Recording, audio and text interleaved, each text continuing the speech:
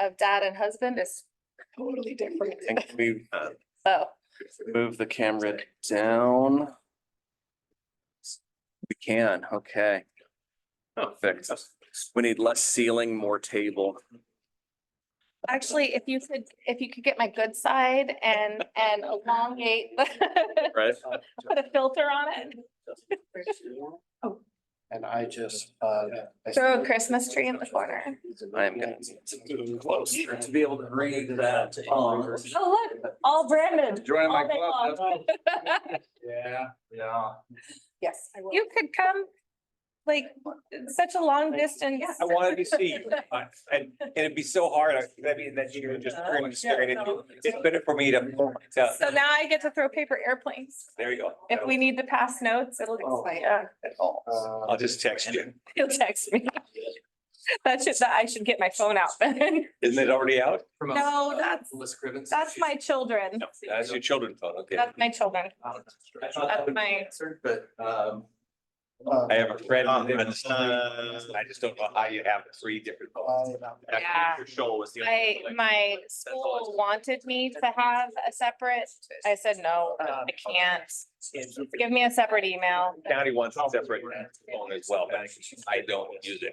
Well, that's, Been right? You might need your. This is. and I was disappointed, Mr. Bethel won't be. His dad. He's one of those actual.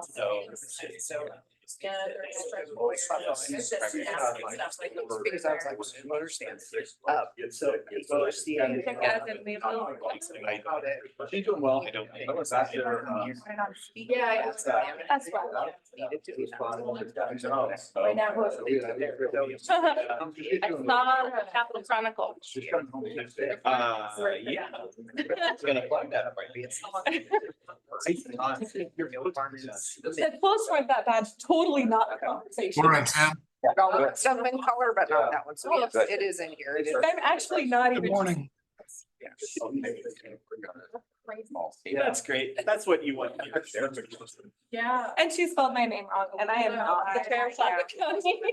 I would still wear for remarks. I am. They all start. Not usually. No, it's not. It's, you know. I feel like I We're talking. should spell my name right. I mean, that's an easy. Seven to it. The way the school. And that is like how she operates. So. Yeah.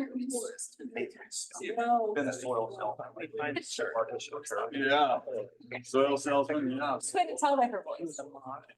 Okay, cool. Probably Like 4 days. Struggling Oh, because. you talked about. I was working tonight. Common school. Like, And they. it's only $68 million. Count how many jobs. Common people fund in there, so you have to back that. And apparently I'm sitting here nesting. That out. I mean, it gives us. Not yet, not yet. I thought it was the end of the year. So. Yeah, he's got another fired already. He's got another 22 days. 132. We're doing that. Is he not here today? At a doctor's. You're having. We're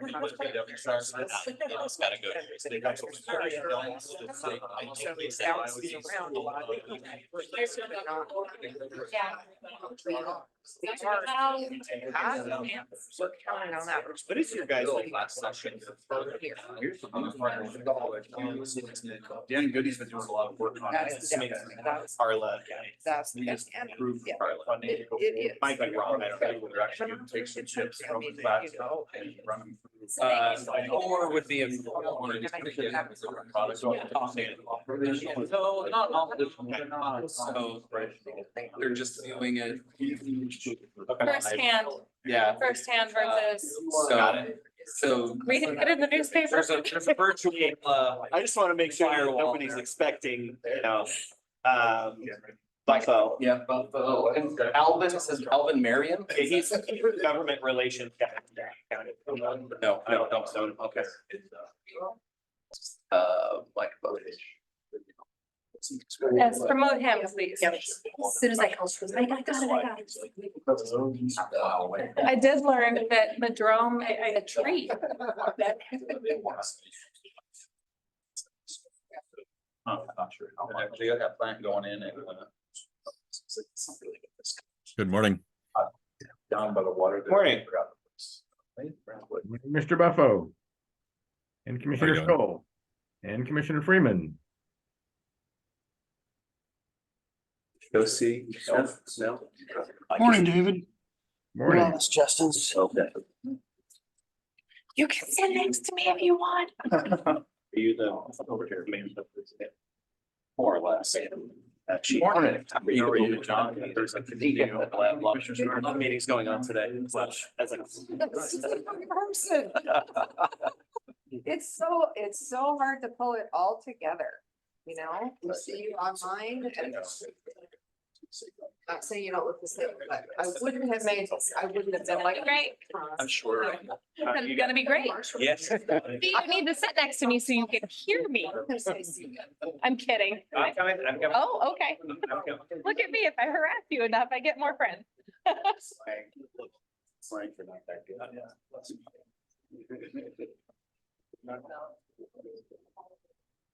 The water looks like we have 3 board members. The young boy promoted Jim, Brenda, Carla. On American. We get another one that. How to do it. Yeah, we-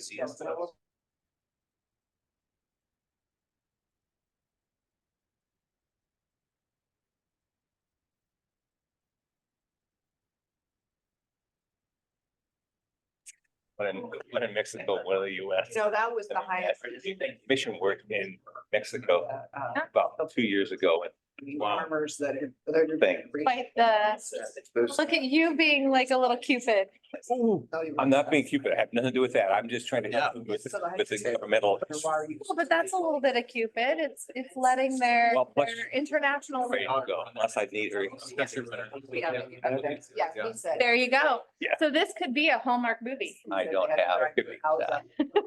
I've been watching a few of those at Christmas time.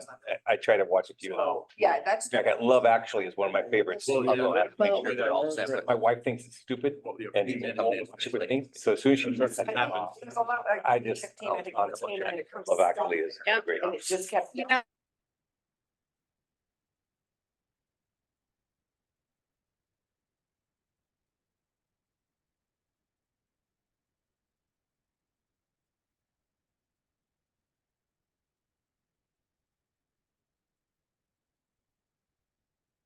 Commissioner Yamamoto, can you hear me? Yeah, How you doing down in Tillamook County this morning? things are, water levels are dropping, so that's a good. Okay. They are. Yeah, I'm sorry to hear about the loss of life down there. Yeah, and so far we've tallied over $7.5 million in just infrastructure damage. Oh, Yeah. I'm Horrible. sorry. Well, we're drying out here this morning in Clackamas County, but tomorrow it's gonna start in again. That's what I hear. So Commissioner Yamamoto, I spoke with Commissioner Scar yesterday and told her that I had spoken up for Tillamook County at the ACT Chairs meeting. Yeah, thank you. Well, you're welcome. We should do that for each other. Is this your swan song? Are you going to do a swan this morning? I've got my retirement old man sweater on, see? No, you will leave such a hole, really. That's fine. let's, I don't have a gavel, so I'll use my knuckles. I think we have a quorum of, present of the committee, so let's open this meeting and we'll start with introductions. You want to start it? And we'll go around that way, then we'll go to TV, and then we'll go to the phones. Okay, Aaron Scar, Tillamook County Commissioner, Vice Chair. Yes. Good morning, everyone. Ron Zilli, Deputy Division Chief for State Forest. Morning, I'm Nick Palazzado, Biological Support Unit Manager for State Forests. I'm Todd Heron. I'm the Forest Resource Analyst for State Forest. Brandon, let's come up the other side. Brandon Persinger, Natural Resources for the Association of Oregon Counties and Executive Director for the Council of Forest Trust Land Counties. Commissioner Banks, Potsdam County. Commissioner Tucker, Lynn County. Justin Buttress, Policy Analyst for the State Forest Division at ODF. Mike Wilson, State Forest Division Chief for ODF. And I'm John Sweet, Goose County Commissioner and Chair of the committee. Let's go to the screen. Good morning, Commissioner Mark Shaw, Clackamas County. Good morning, Dave Yamamoto, Tillamook County. Good morning, David Lovell, Lane County, in charge of District 5. Leanne Thompson, Clatsop County Commissioner and resident abutting Oswald West State Forest. Tim Good morning, Tim Freeman, Douglas County. and Mike. Morning, Mike Buffo, Senior Forest Economist with Mason, Bruce and Gerard. And present in the room, but not at the table. Do you want to? Kelly. Laura Wilson of Hampton Lumber. Odie Dowling, back fiber. Casey Clula, Oregon Wild. Sorry. Randy Ritter, ODF exec support. And at the very end of the table. You Oh, you already did it. Okay, although, no, Commissioner Willie has. Mr. Chair, if I may, Mr. Chair. oh, I'm sorry. So we did forget the Chair of the Board of Forestry. Well, Jim, you have to speak up. I apologize for overlooking you. Easily forgotten. Jim Kelly, Chair, Board of Forestry. Not easily forgotten. And Jerry. Good morning, Jerry Willie, Washington County Commissioner. And Mr. Chair, I got a message from Commissioner Magruder from Columbia County. She's in the process of calling in. So Oh, good. she'll be here momentarily. Okay, well, I thank you very, very much.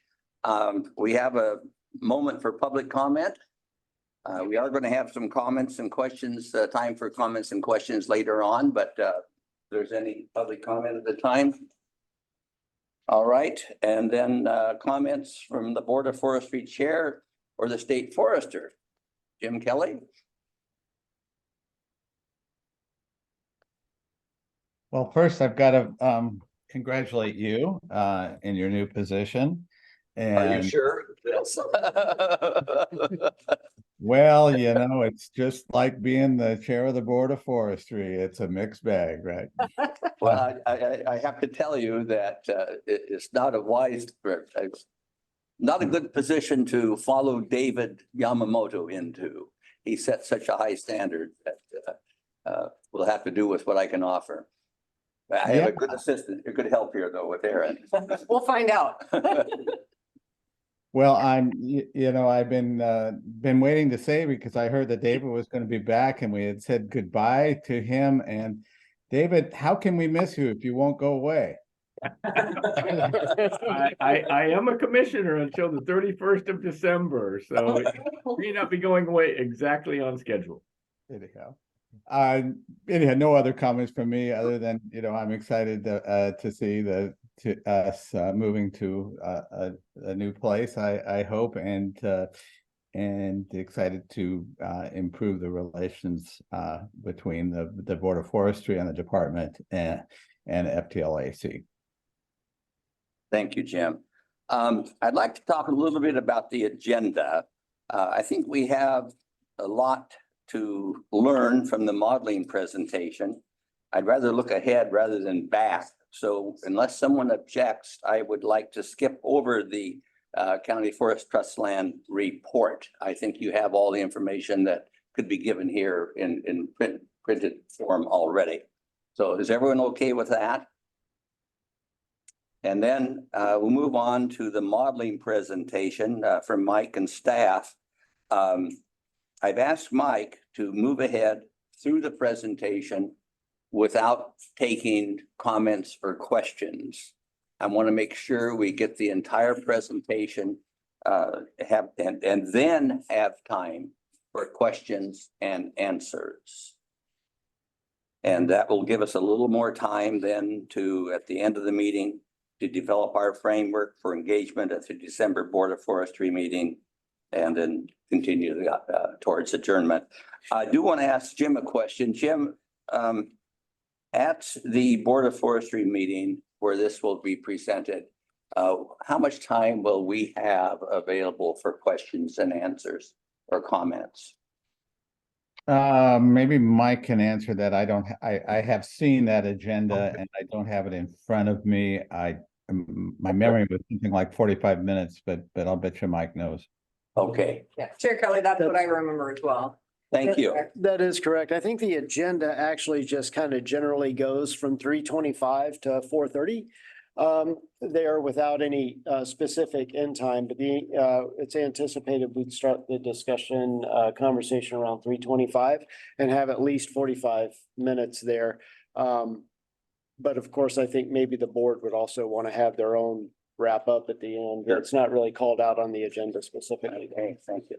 Well, with that, Mike, let's move on into the modeling presentation. And again, Now you can't see her. Mr. Chair, Yes, sir. Commissioner Magruder from Columbia County is oh, on. I see you there. Uh, Good morning, Margaret. Can you introduce yourself as though we don't know you?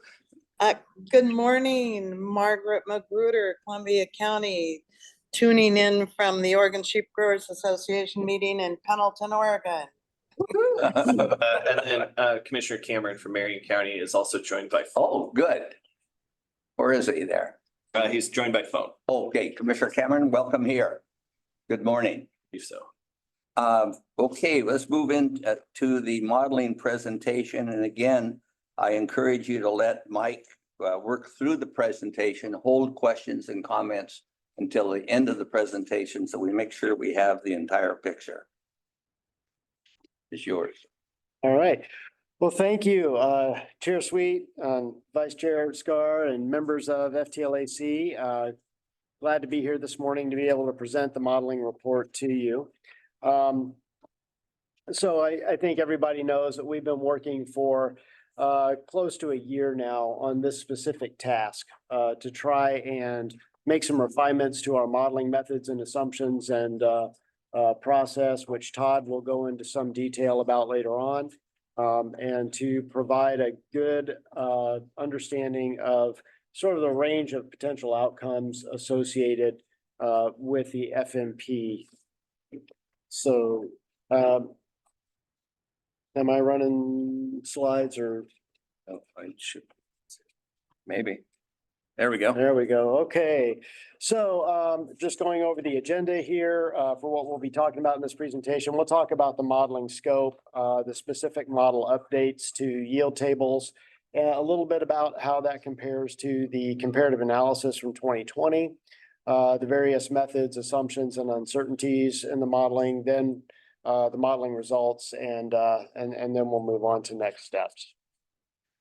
So first of all, let's talk about the geographic scope of the modeling. I think most folks are aware of this, but for those who aren't, it encompasses 640,000 acres of state forest managed lands from the Columbia to the California border and west of the crest of the Cascades. 614,000 acres of that are Board of Forestry lands, which are of course important to you. The other 26,000 acres are common school forest lands, which are of course also important as well, but a much smaller part of our portfolio. The vast majority of those lands, as folks know, I think, are concentrated in the northern coast ranges here in Oregon on our Clatsop, Tillamook, and Forest Grove districts, also known as the Clatsop and Tillamook State Forest. The time frame for the modeling that we ran was 150 years. And that's much longer, sorry, than the draft HCP permit term of 70 years. And any forest management plan that would go along with it.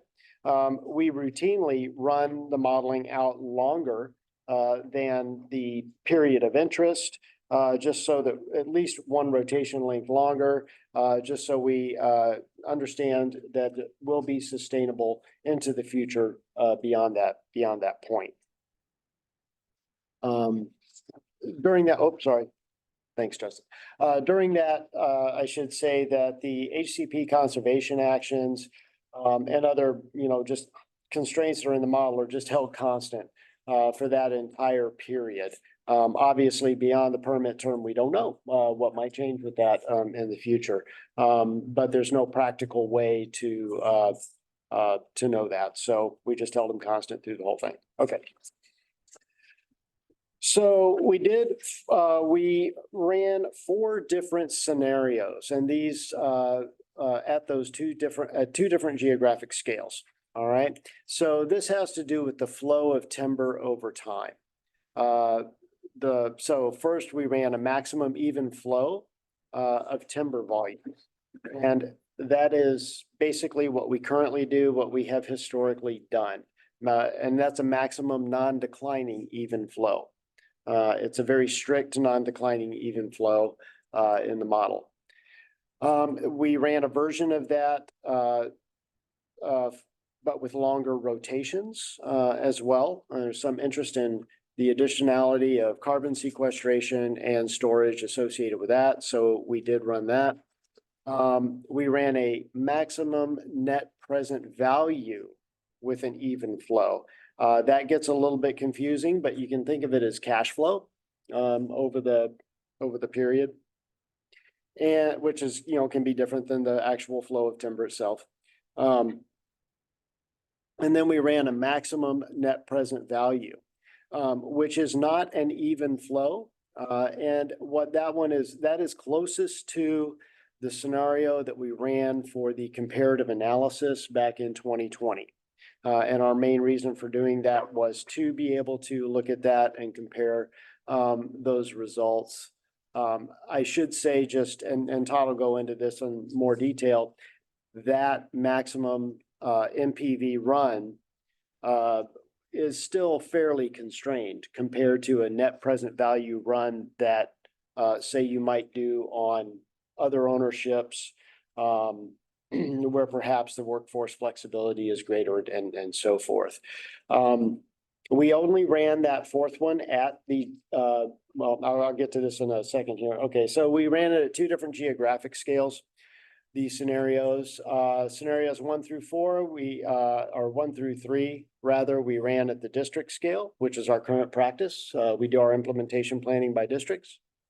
And then all 4 of them, we ran at a geographic region scale, which lumped some of our districts. All of the North Coast districts together, the Willamette districts, which are North Cascade and our West Oregon district together, and then Southern Oregon, which is Western Lane and everything south. And that's really not different geographic region from district by district because we manage all those lands out of our Western Lane district now ever since the Elliott was taken out of our management. So we only ran scenario number 4 of the maximum MPV at that geographic region scale. And that was primarily due to that comparison piece. My questions. So that was all of it. There's general, and I guess, good, I get to stop talking for a while. So now I'm going to turn it over to Todd and let him go through some of the specific modeling updates and improvements. All right, thanks, Mike.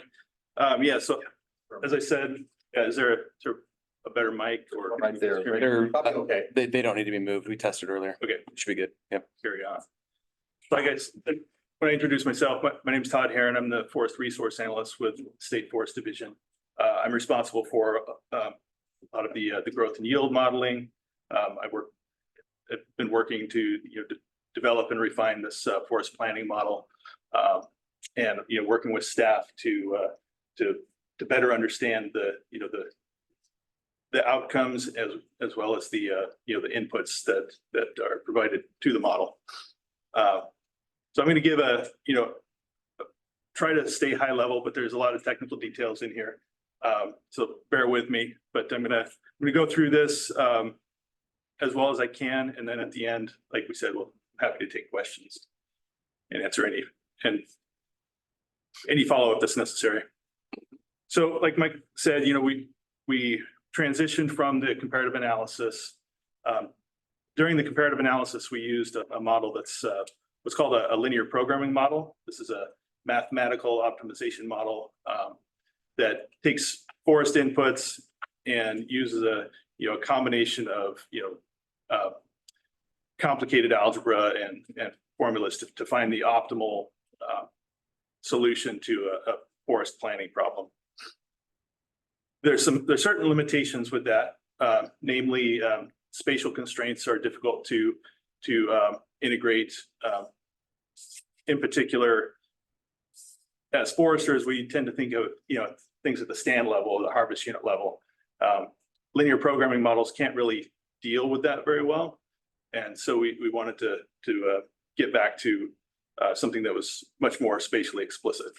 So we're using what's generally called a heuristic model. a software product called Patchworks that we've used in the past. And this is, much more spatially explicit, takes more, more of that operational level detail and integrates it into the planning process. Other changes of note, for the comparative analysis, we were using stand level inventory data from 2017. We've updated that to the 2021 vintage that includes completed sales and planned sales, and then as well as the information from the 2022 Labor Day buyers. On top of that, we've also incorporated planned sales that have occurred or have been scheduled to occur before the beginning of the HCP term. We've changed the allowance for management within the HCAs, list needle cast and hardwoods.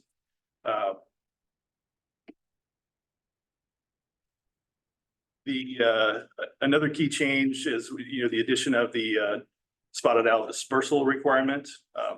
When we did the comparative analysis, a lot of the HCP rules had not been fully fleshed out. So this was an addition that came about after the comparative analysis work that was done.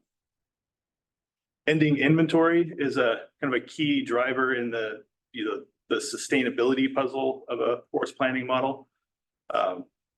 Under the comparative analysis, we used a kind of an average inventory target of 20,000 board feet per acre. That's kind of roughly the midpoint of where stands would be on a regulated forest.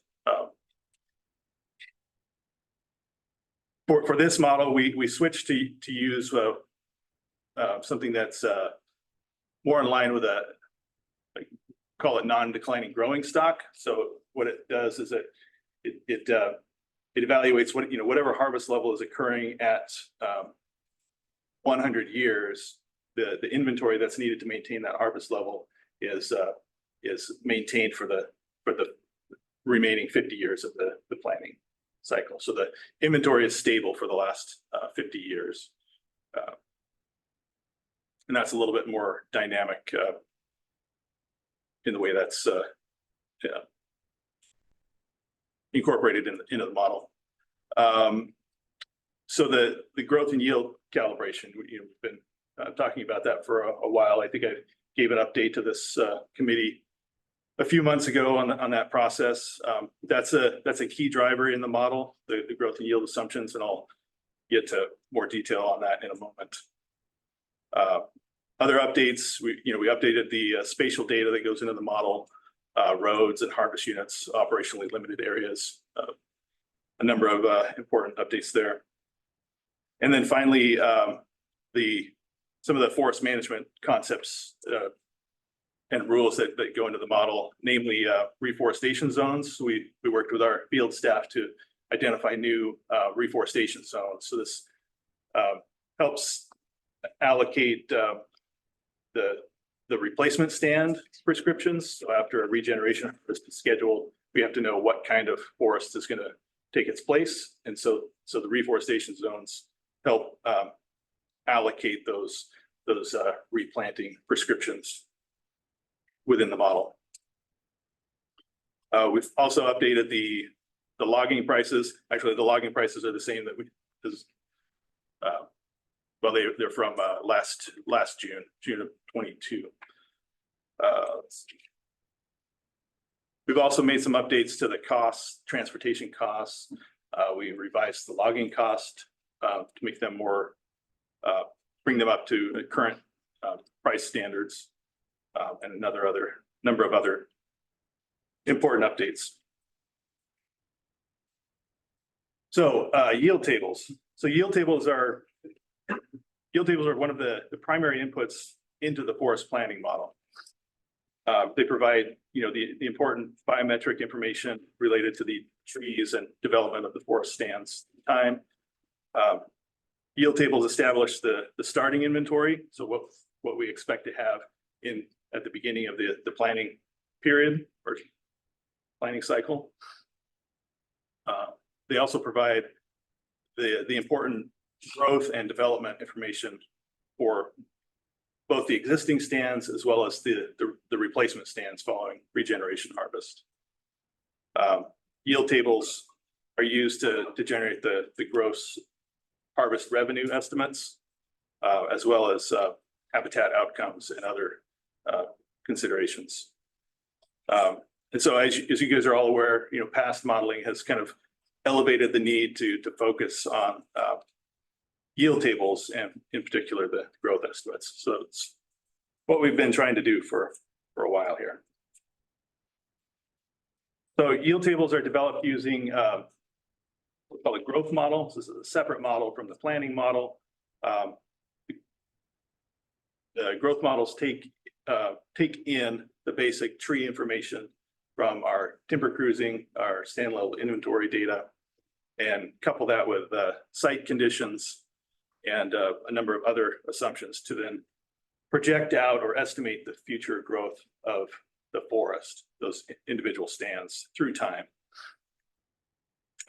Growth models also used to simulate silviculture actions. So silviculture or thinning, pre-commercial thinning, the effects of varied planting densities and so on, different species combinations. And then, so we're using what's called the forest vegetation simulator. This is a national level modeling framework that was initially developed by the U.S. Forest Service with help from regional partners. In particular, we use what's called the Pacific Coast variant. So this is a variant of FBS that's been calibrated for the West Coast from Southern Oregon coast up through the Olympic Peninsula. We also use the North Cascade variant as well as the Southern Oregon variant. So the PN, the Pacific North Coast variant, is the primary model that we use. It encompasses the vast majority of the acres that we're interested in today. And so this model has been calibrated to predict growth across a very wide range, geographic range. So it's expected that locally there's going to be some discrepancies or some errors that need to be adjusted for. And that's really what this calibration process is aiming to do, is dial in those growth estimates for our local region and local conditions. So calibration is, it's necessary to ensure that realistic growth projections.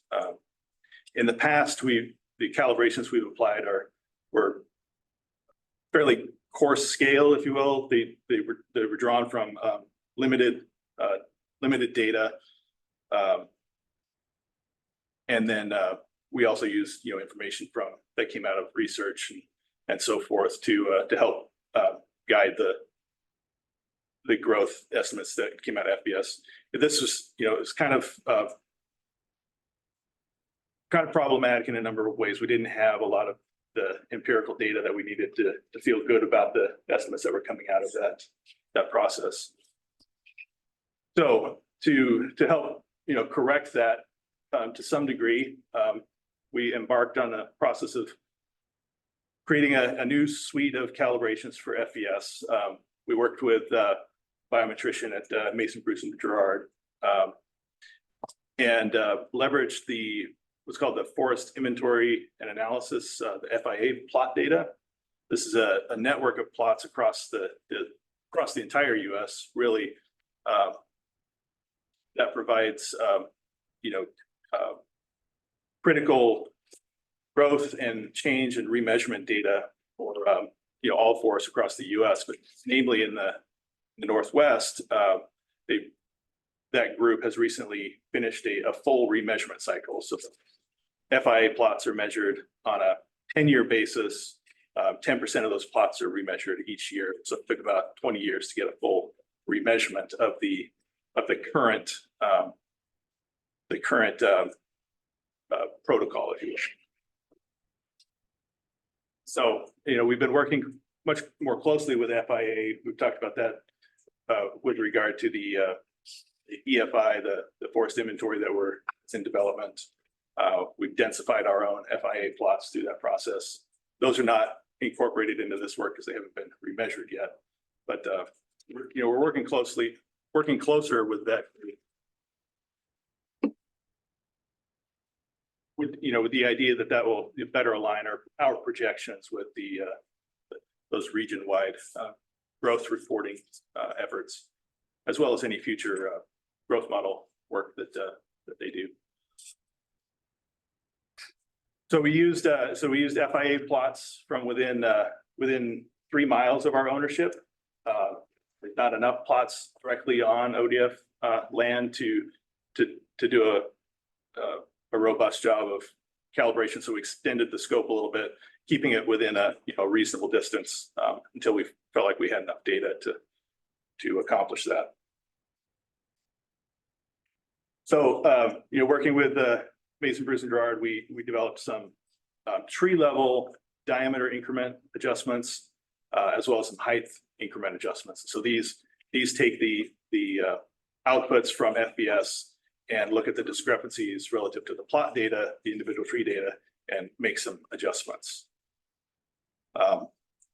In addition to that, there was a need to develop, so additional analysis was done to establish more realistic stand density index and to calibrate height growth over a long height growth and stand development over a longer period of time rather than just the individual growth cycle that the initial work was done for. Okay, so moving on, so the diameter increment calibration, this slide is going to demonstrate the effect of that. Like I said, FBS or FIA provides individual tree increment data.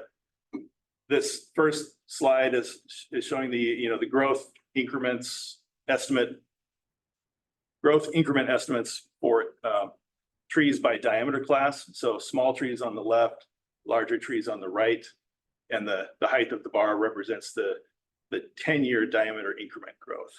So how much did the tree grow in diameter in a given year?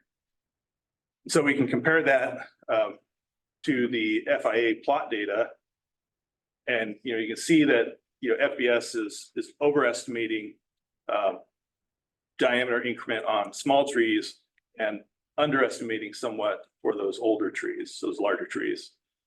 And so we can use that information to then calibrate the estimates coming out of the model. So that the final set of bars just show the results of that calibration. It's coming in pretty close to the FIA plot estimates, or FIA plot measurements, I should say. So we feel pretty good that at the tree level that the model's performing pretty well with the calibrations. That's not the entirety of the story, unfortunately.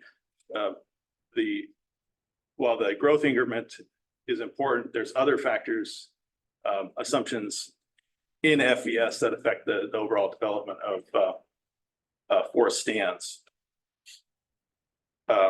So let's see, catch up to myself here. So the diameter and height growth modifiers worked well for improving estimates of individual tree growth. Stands projected for a longer period of time tend to drift further and further from real world expectations. Primarily because there's a host of other assumptions embedded in the growth model, maximum stand density index, height growth development, and some other factors that play into the long-term projections. So to address that, again, we leveraged the FIA plot data. In this case, not as an estimate of the increment, but as evidence of what the forest is actually capable of. So these plots were measured on the ground. They represent what the forest has been capable of growing in the past. So it's a pretty good representation of at least a baseline of what can be expected into the future. So On top of that, or in conjunction with that, we also have measured SLI data. So the chart here is representing the green, the green boxes represent the range of measured FIA plots. So the volume increment is on the y-axis, or the volume attained by a given age is on the y-axis, and each box represents an age class of stand and how much volume that stand represents. Let's see. So oops, here. Yeah. Well, there's a couple caveats with this data. So that, like I said, the green represents the FIA plots. The yellow or gold represents the SLI measured stand data. And then getting ahead of myself, but the blue boxes represent the initial FVS projections. So without the full calibration.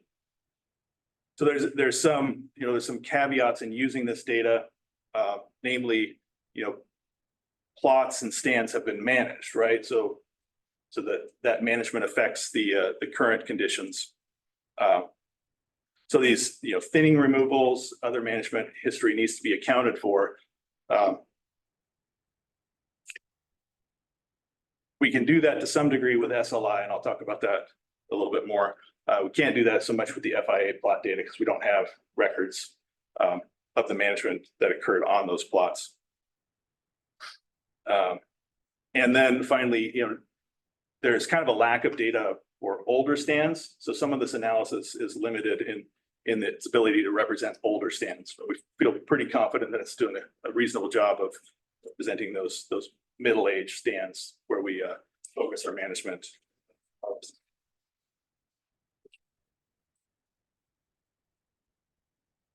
So for the SLI data, yeah, sorry, I'll back up a little bit.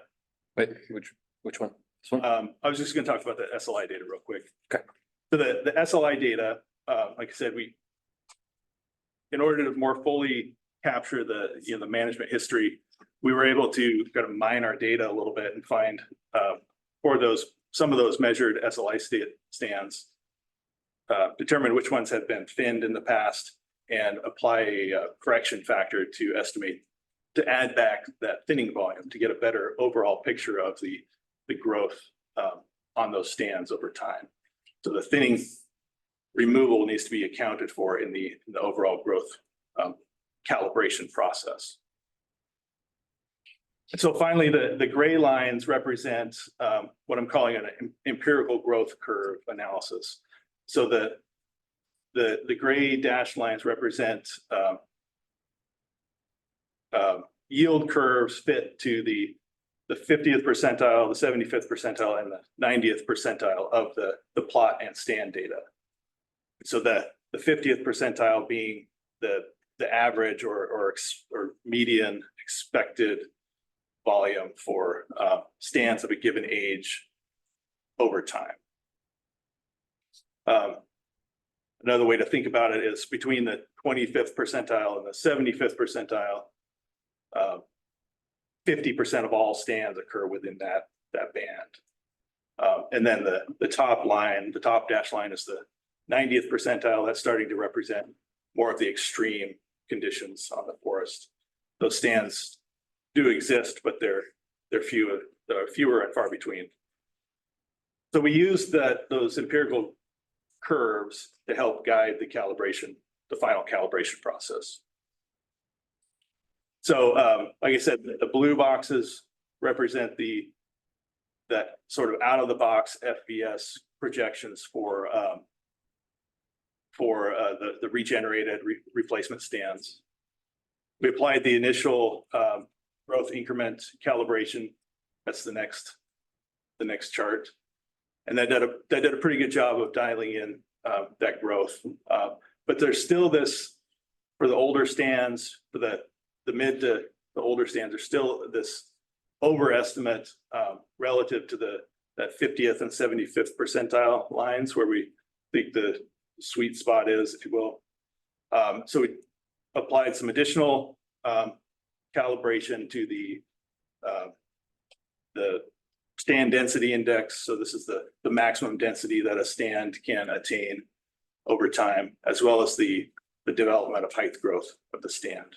And that's what the final chart represents. So combined those, all of that brings the growth projections into better alignment with the data that we have available to work with, namely the corrected SLI data is probably a little bit more representative than the FIA plot data, but they're both useful in their own right.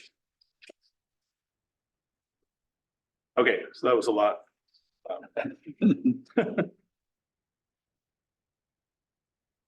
All right, so how does that all play out on the landscape? So we took all that calibration work and fed it through the FBS growth model, generated yield tables, and now we want to know, okay, what does that mean across the landscape? And this idea of uncertainty is, top of mind for everybody. How realistic are these projections, and how confident are we in the estimates that we're providing? So, generating realistic confidence intervals is difficult for a large scale analysis like this. There are ways to do it, but takes more time and horsepower than we have to bring to bear at the moment. There's a lot of factors at play that need to be considered from the initial stand sampling, so the inventory data that's used, the site productivity estimates, site index, and other factors. For SLI, we use imputations. There's a fair degree of uncertainty embodied in that process, and there's a number of other assumptions embedded in the growth model itself. And then finally, the planning model that is used, whether it's a linear programming or a heuristic, typically don't have a mechanism to incorporate this uncertainty. So even if we could describe it, we don't have a model that can use that to benefit the decision support process. There are models that do that, but we haven't had time to use those, and they may not be terribly meaningful for this process anyhow.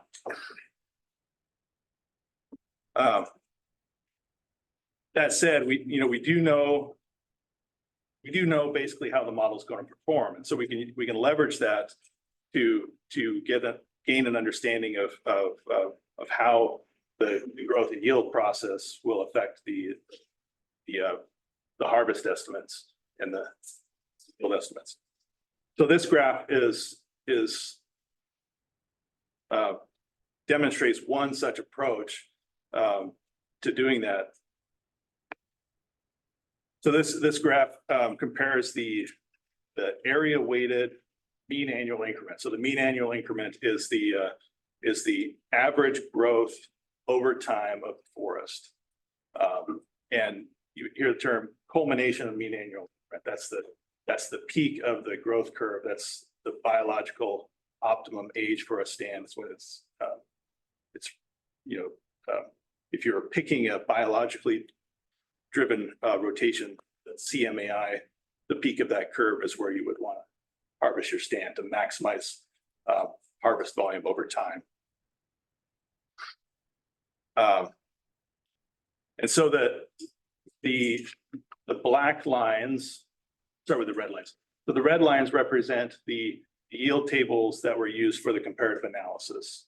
So the solid line is the existing stands on the landscape, and then the red dotted line represents the replacement stands, the regeneration stands. The black lines represent the current revised yield tables, again applied on the landscape for the operable ground outside of the HCAs. The blue bands and the gray bands represent an uncertainty analysis around that empirical yield curve process that I described. So this used what's called bootstrap resampling. So it takes all of the plot and stand data, resamples that, reshuffles it, in this case, 1,000 times, refits those growth curves, and you get this representation of the uncertainty in that process. So basically what this is telling us is that through that process, the yield tables that we developed are within that bound of confidence, if you will, for the 50th percentile of stands on the forest. So if past growth is, or future growth is like past growth, which, you know, clearly is speculative to some degree, given that assumption, we feel confident that we're in that range of expected future growth with these projections.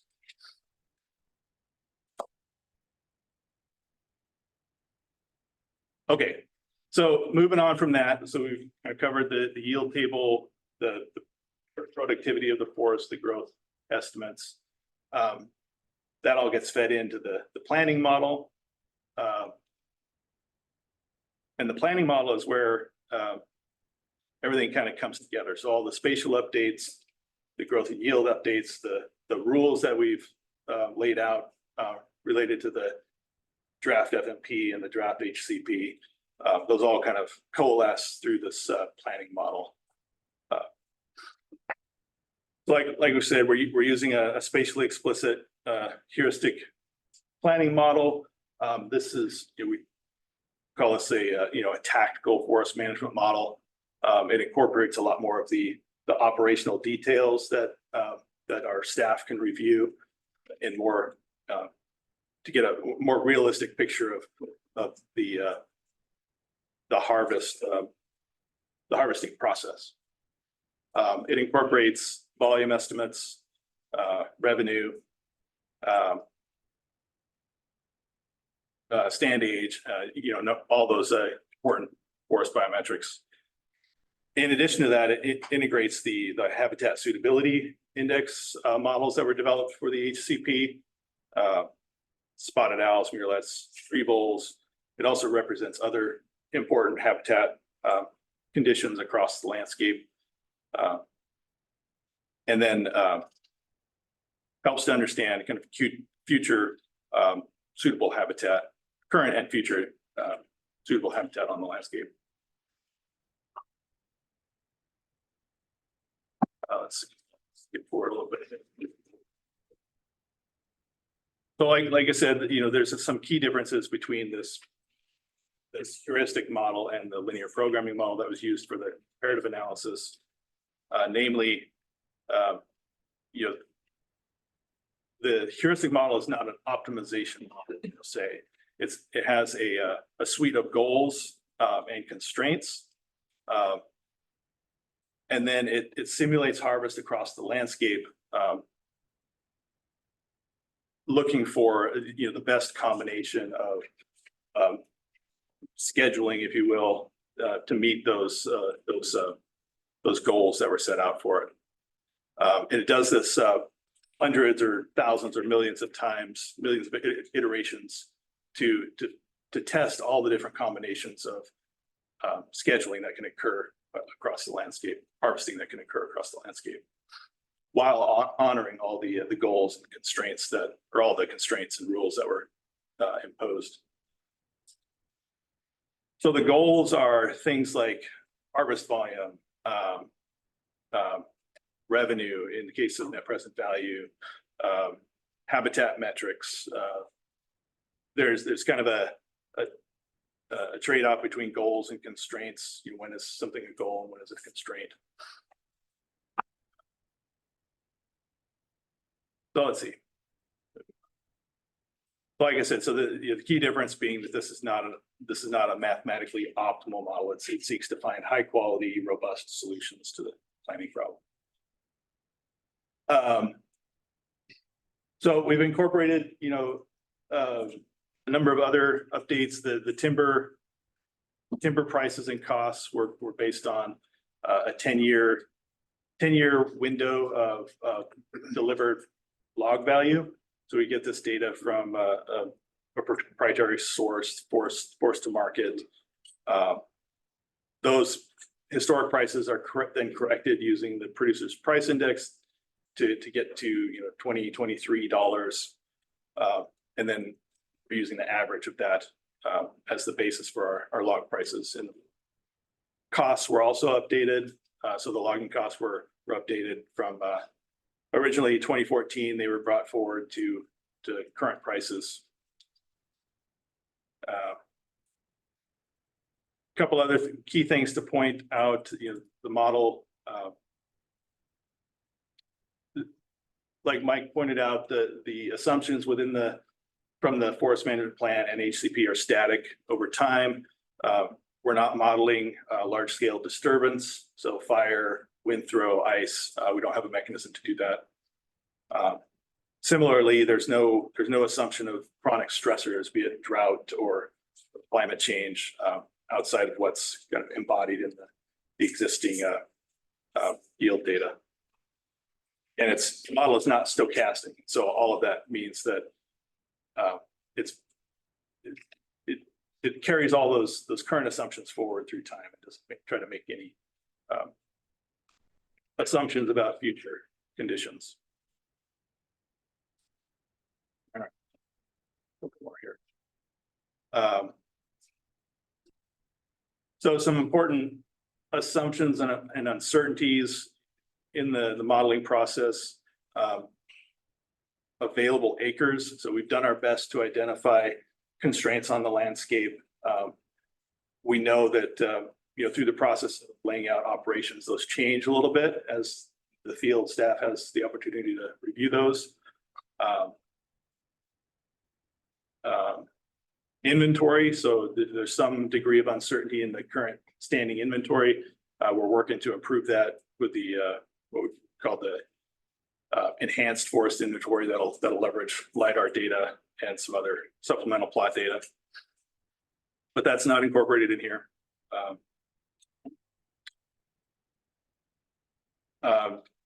Other changes, other source of uncertainty being management improvements, improved seed stock, silviculture practices. Those will change over time, and certainly we will do our best to incorporate those and do. Also, markets. We don't have any control over the markets, so revenue and costs will change over time, and that will affect our ability to manage as well as the revenue that's generated. Likewise, future board directions and the politics around that we don't have any control over. And then within all of that, we think our assumptions are correct. Right? Assumptions and the uncertainties, I think we've captured those to a fair degree. Some other key points about the modeling, goals and constraints. So even flow of volume. This is talked about this. This is fairly consequential within the model. It's the tool we use to establish that predictable and sustainable flow of timber. If we were to let the model fluctuate over time, that probably wouldn't give that level of certainty or understanding about the harvest outcomes. So we keep that even flow rule in place. It does reduce the flexibility within the model. Clearly, our foresters will have more flexibility over time than the model can express here. There are some other consequences. The model will carry any excess inventory through time, which should not be something you do through implementation. I touched on the ending inventory, but that's a pretty important driver for the model. It has to ensure that when it reaches the end of its simulation cycle, that those future out years are that there's still some management potential there. And so that's a key driver.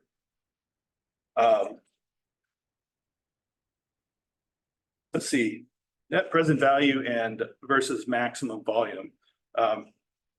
In the report, you'll notice that there's some, there's not a lot of nuance there. But one thing that's important to note is that under the net present value rule, or net present value goal, what the model is trying to achieve is maximizing that discounted cash flow of timber. So or discounted cash flow. Rather than trying to maximize the yield of timber over time. It's that time value of money concept. So it's still constrained by even flow, but it's trying to achieve as much revenue in the front part of the planning cycle. And then layered on top of that are the HCP rules, the stay ahead provision for existing habitat, future habitat development, as well as the spotted owl dispersal requirement. Those don't seem to be a key driver in this modeling, but they're mentioned here because they're important for the HCP process. And so with that, I'll transition back to Mike. He's going to talk about the outcomes. Great. Thanks, Todd.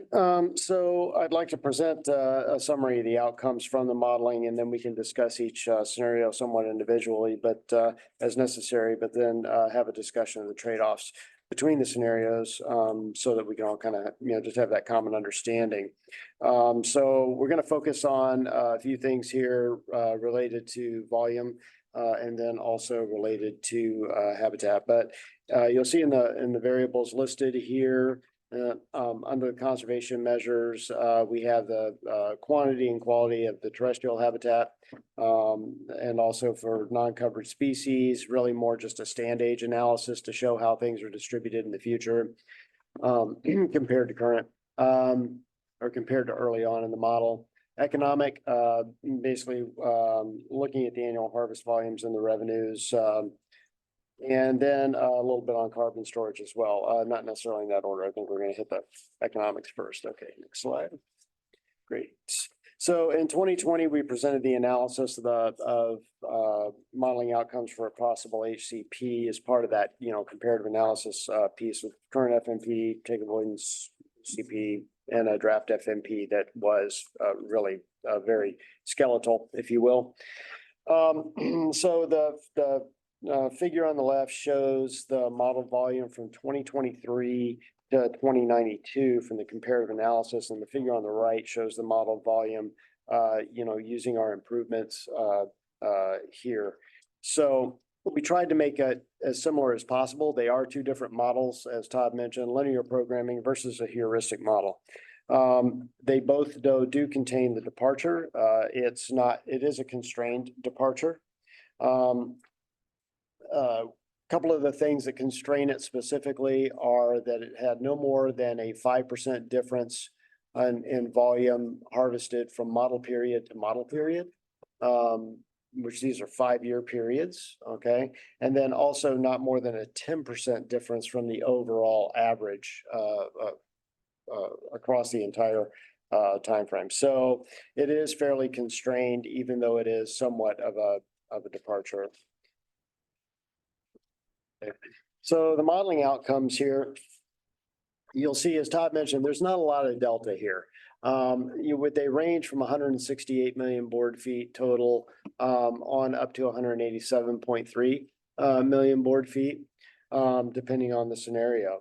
So scenario one, I'd like to call everybody's attention to that, is really the closest to what we do now. It is what we do now. We plan for that maximization of volume with a non-declining even flow.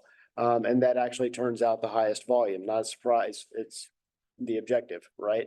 One of the things you'll notice at the georegion scale versus the district scale, there is not a lot of difference there, virtually the same. And so I would imagine we wouldn't really, from my perspective, there's no argument to change the planning scale based on that. Scenario number 4, again, under the geo region is that, comparison, best comparison we could do to what was done for the comparative analysis.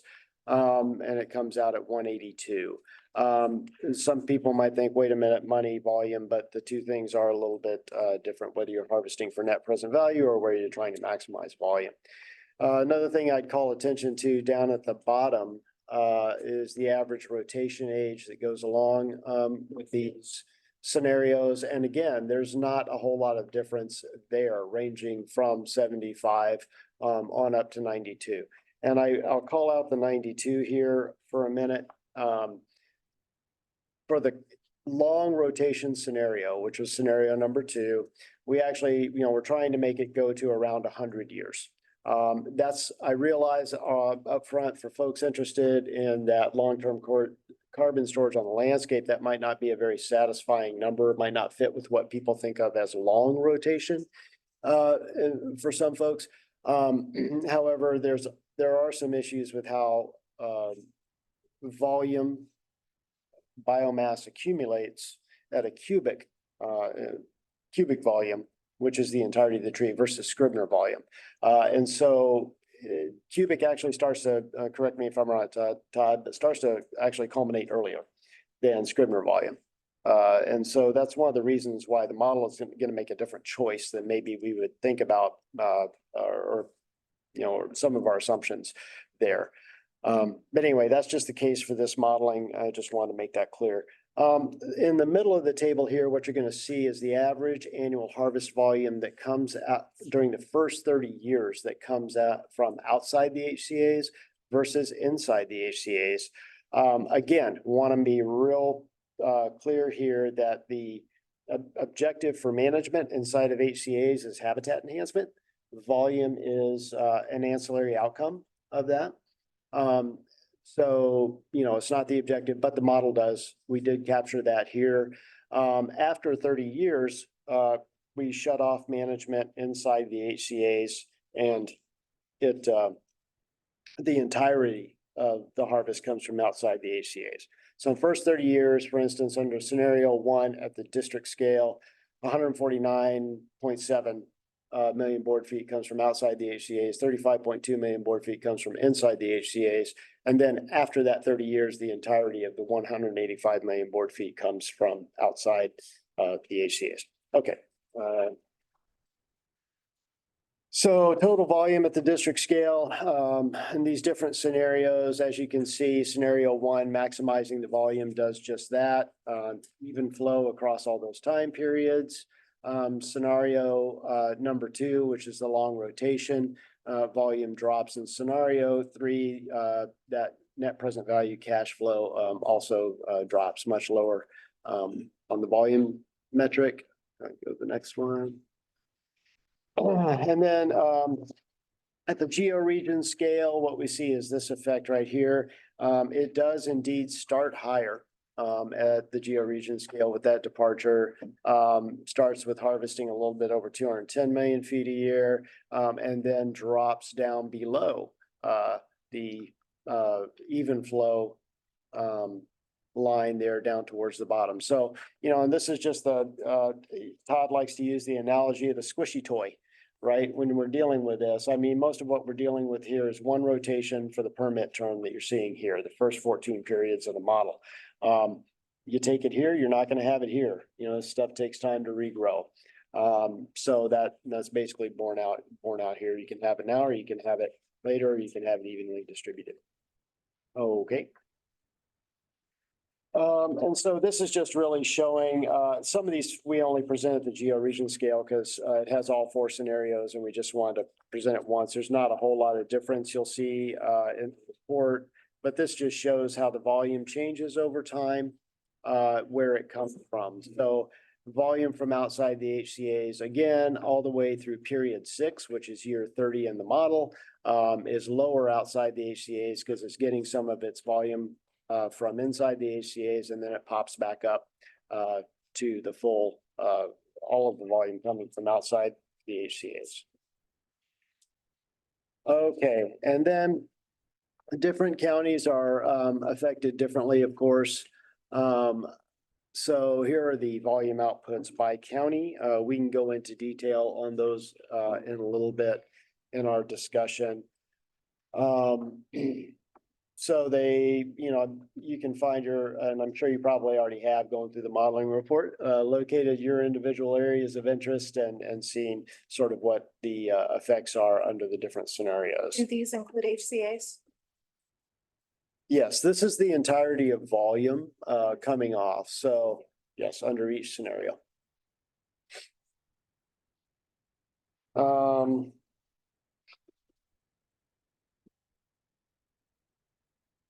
Okay, and I think that's pretty much all we were gonna say about volume at this point. So I'm gonna go ahead and turn it over to Nick for environmental outcomes. Okay, thanks, Mike.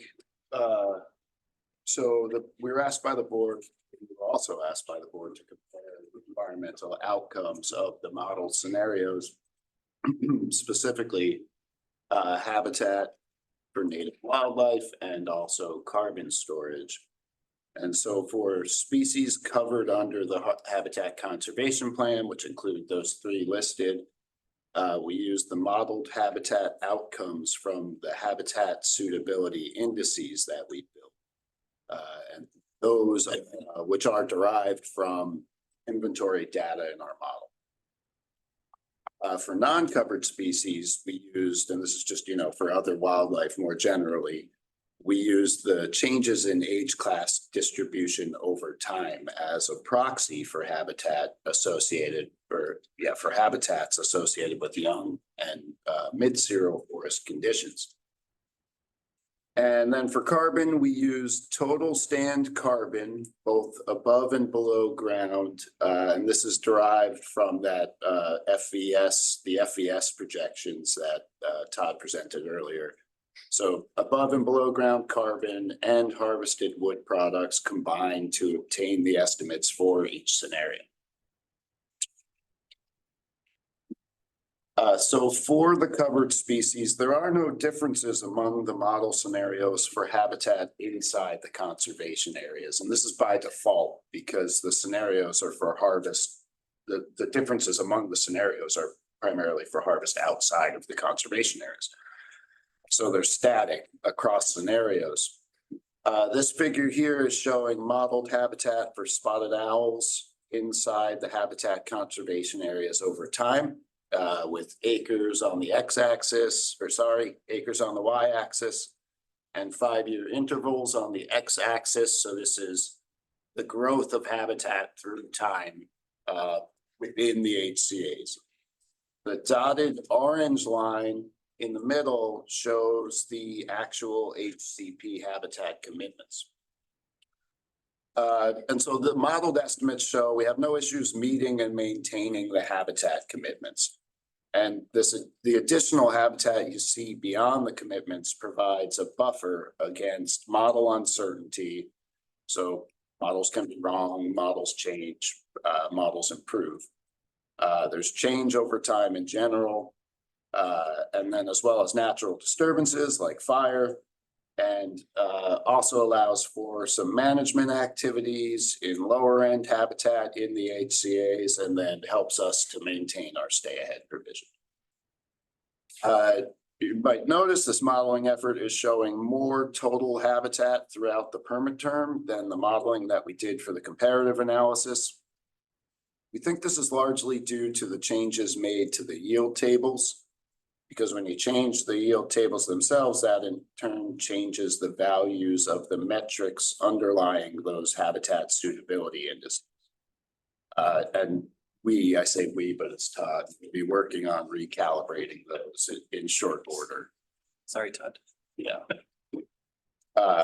Modeled habitat outcomes, you can go back real quick. Modeled habitat outcomes for retrievals and murrelets are similar to those for spotted owls. So I'm not showing them here today, but they're in the report. There's some differences among covered species reflecting differences in the parameters of their habitat suitability indices, but the overall trends are the same. So we meet the commitments, we meet them relatively early, we're able to maintain them, and we have a buffer against sources of uncertainty. Okay, So outside of HCA's, as Mike mentioned, there's a commitment, Todd mentioned, there's a commitment to maintain dispersal habitat for spotted owls. And this is defined here as stands with at least 40% canopy cover and an average diameter of breast height of 11 equal to or greater than 11 inches. The specific commitment is to maintain 40% of the areas outside of the HCA's as dispersal habitat at any given point in time, and it's averaged at the georegion scale. So it's actually, and in this case, there's only 2 georegions. So it's maintained 40% on the north coast and then maintained 40% among all the other districts. This figure here shows how dispersal habitat varies among those georegion scale scenarios. With the percent of area in dispersal habitat on the y-axis. And again, 5-year intervals on the x. The 40% commitment is that dotted black line below all of the scenario outcomes, which are the colored lines. And so the point here of this figure is it shows that we're able to meet the commitment and provide a dispersal capable landscape under all of the model scenarios. So this constraint is not actually constraining harvest. Okay, next slide, please. As I mentioned earlier, we're using the changes in the forest age class distribution over time as a proxy for habitat for non-covered species, primarily those not associated with late seasonal forests like owls and murrelets are. This figure shows the average age class distribution over the first 15 years of the permit term under each model scenario. So the y-axis is showing the acres, the x-axis shows the age classes using 30-year increments, with 0 to 30 on the far left and greater than 150 years old on the far right. The 4 bars within each age class are the different model scenarios. Again, this is at the georegion scale. And the solid portions of any given bar are the areas inside HCA's, while the hashed portions are the areas outside of HCA's. And this is showing there's not much difference in age class structure among scenarios early in the permit term. Scenario 2, you'll notice if you look closely, has slightly less young stands. And this is the longer rotation scenario. So it's holding back more stands longer. And thus you see fewer stands that have been harvested over the short term. And you know, the other important note here is state forests are still mostly young forest, as you can see here. You know, defining young as say less than 100. So habitat for early and mid-zero habitat associates is certainly not lacking right now, and stands greater than 120 years old are relatively rare.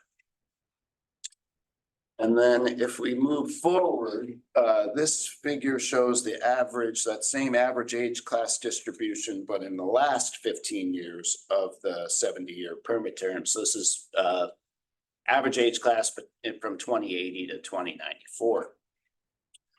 Again, the bars within each age class are the 4 scenarios. Hashed portions are outside of HCA's and solid portions are inside. And you can see at the end of the term, there's a lot more acres in older age classes. Most of the area inside of HCA's at that point is 90 or older. And most of the areas outside are, or most of the area outside is younger than 90. The older acres outside, so the hashed portions of the greater than 100, greater than 150-year-old stands on the far right, and that 120 to 150. Those come primarily from riparian conservation areas and other unavailable or inoperable acres. Also in the stands 120 to 150 outside of the HCA's, there's, as Todd mentioned, there's some there's some available acres there that the model didn't harvest within the 70-year permit term. Almost all the stands under 30 and most of the stands under 60, according to this model projection, will be outside of HCA's. You can see that sort of the disproportionate amount on the left side in hash versus the older stands are mostly in HCA's. Again, outcomes are not much different among scenarios, with the exception of scenario 2, which entails the longer rotations. And under that scenario, it looks like there's about 25 to 40,000 fewer acres in that 0 to 30, age class. Again, since some stands are held back from harvest for longer periods. So from a habitat outcomes perspective and thinking about species not associated with old forests, this may be of biological significance to those whose habitats are associated with early xeral stand conditions. And this includes many migratory bird species, big game, might also affect local small mammal community composition, and thus prey for raptors and carnivores as well. And that is all I have on habitat. And I think, Mike, you're going to take carbon. Yeah, thanks, Nick. So what this chart shows is, just the accumulation of carbon over that 70-year period. It's pretty straightforward, as we would expect, with not having a lot of difference in the final rotation age. There's also not a lot of difference in the amount of carbon stored overall among the scenarios. The solid part there is carbon in the woods, which includes the entirety of the tree, including the below ground parts associated with the tree. I don't think it's total soil carbon, but it's that part that is that correct, Todd? It would be down wood and other components as well, but yeah, if it came from the tree, it's supposed to be accounted for. Thanks. And the hash part on top is the carbon stored in long-lived harvested wood products, accounting for the life cycle of those products. Okay, next slide there. Spoke a little bit earlier about the ending inventory component. This just gives you a shot of the inventory over the entire time horizon of the model. So that's the whole 150 years. The black line there at period 14 shows the end of the permit period.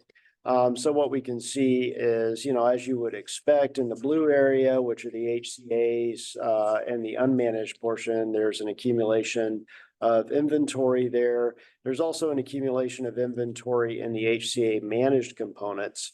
Part of that due to it's a combination of they're only managed through year 30, but then also the management will have growth effects as well on that. Outside of HCA's on the general unmanaged parts of the landscape, which includes RCA's and so forth, accumulating inventory there. And then on the managed part, you can see a little bit of flux there as we cut into the inventory a little bit, especially after the permit term starts to settle in there. You get to that ending inventory in period 30. The ending inventory for that general managed area, it looks like is 5.2 billion. Is that billion? 5.2 billion. 5.2 billion. So anyway, that's just the inventory profile over time. So that took a while, and I appreciate your patience there. So I think we're happy to go into questions. Let's do that. We're just a little bit behind where I'd hoped to be, but I'd like to take a very quick break before we resume. And we'll be back in our chairs in about 4 minutes. I'll be more comfortable for the rest of this meeting if we do that. I think a good stretch is good for everyone. Okay. I'm going to start with input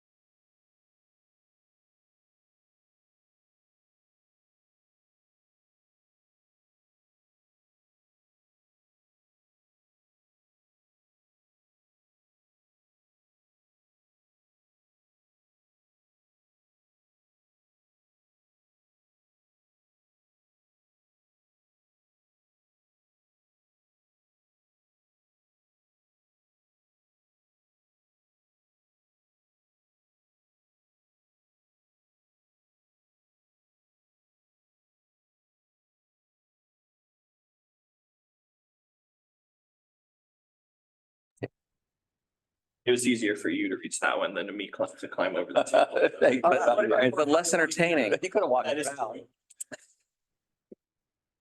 So thank you very much for the report. A lot of information, nicely presented, and I think you did it in nice time fashion. Let's open up to questions. And again, I encourage you to ask questions. We have a short period of time here to make sure that we have the best possible understanding of this plan going forward. And Mike, I'd like to ask you to start, to lead off, or you or Brandon, whichever chooses to go first. Well, I can open just a quick question, or kind of a reminder maybe, is maybe Mike, if you could just kind of put what we should get from these model results, or what we should take from them in terms of the planning process relative to the actual harvest that happens on the ground. The difference with these numbers versus, the IP and AOP numbers. Sure.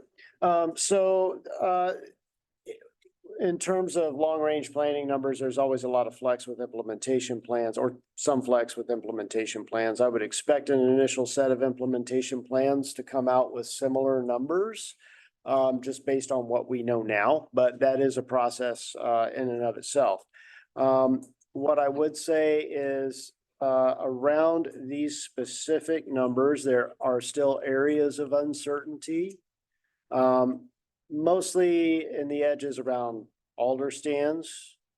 And also older stands are a little bit harder to quantify. Just in terms of how they actually cut out. And Tillamook still has a growth problem as well. And so there's probably something in there, but typically when we go out and we do our implementation planning, what we do is we come up with an annual harvest objective. The annual operations plans then are focused on selling that amount of timber on average. It does fluctuate a little bit year to year, but on average. And then that's what we sell on. That's what we base our accomplishment on. Historically, we've run 10 to 12% over that in terms of the actuals that get scaled at the mill. And there's just a variety of reasons for that. That's been asked a lot of times before, but when the purchaser chooses to harvest in the contract term, there might be a lot of times is towards the end of the contract term. That's a little bit of a bump in growth because the stands are still sitting there growing. The way they cut them out, our own estimates of defect and breakage and so forth associated with the timber sale appraisal. So that's how that plays out and sort of in terms of the planning process. These numbers are good. I feel a lot. I feel that these numbers are a lot more accurate in terms of what we would see going forward. That's it. And then, yeah, go ahead. I was going to say, like, historically, there's kind of a difference between the FMP and the IP, and the IP is really a separate planning process from this. So, and then the AOPs are yet a separate process. Is that right? It is, but the IPs really set the tone for the AOPs. The AOPs are essentially just trying to meet the annual harvest objective arrived at in the IPs. So the implementation plans are really where the rubber meets the road on a lot of it. It is a separate process, and there's modeling associated specifically with that as well. There's also specific decisions that are made during that process. So one of the things that's very difficult to model here, and you can kind of see it in the results, is a departure versus maximum even flow. So it's a very strict even flow that was applied to this. I mean, it's like on the money even flow, period to period. We certainly have and have taken in the past management flexibility within that as well. So as it comes down to an any individual implementation plan, and could be more or less depending on all of the input that goes into that. So on that certainty side, there's a number of different uncertainties in the modeling, of course, and then future decisions. But one area that is really called out both today in your presentation and in the report is around HCAs. So you had a slide with a footnote about the treatments in HCAs not being fully implemented. you have notes in the document around the uncertainty of management there. And then I think that you had told us previously that the IP model did not put a lot of harvest into HCA's, and that you had done some work at the department to have staff level to do that. And then here you're having better than 30 million board feet per year coming out of HCA's. I guess I'm kind of unclear how that level of harvest squares with the HCP as you've presented it to us, as well as also with the AOP and the IP that you're currently operating under, and basically your assumptions around that volume. Yeah, I think that is definitely a source of uncertainty in two ways.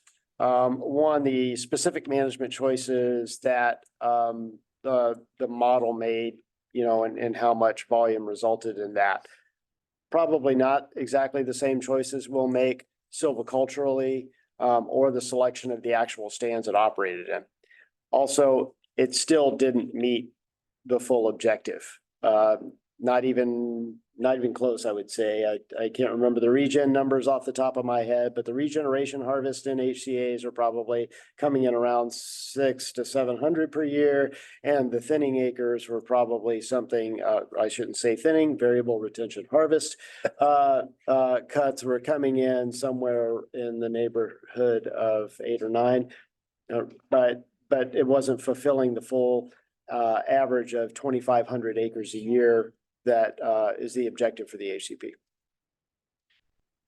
Does the current AOP have that level of harvest in the the proposed HCA areas? It does not. No. And that's just a matter of coming up to speed with those prescriptions and getting that stuff, working at an AOP level. We're doing some management in the HCA's as part of the fiscal year 24 AOPs, but it wasn't the full implementation of what we'll be able to do. Looking ahead to 25 then, for the AOPs. I think I'll punt that question to Ron, if that's okay.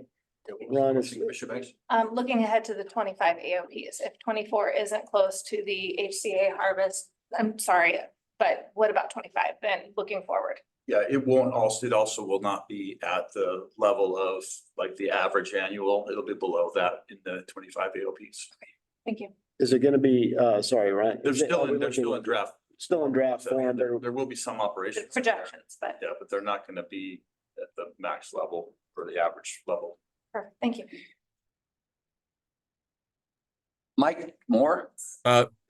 Maybe I'll pause. I'll have some other questions, but I think other folks have some questions on these HCA's and this harvest, and let's go to Brandon and let's open it up. So to piggyback off of what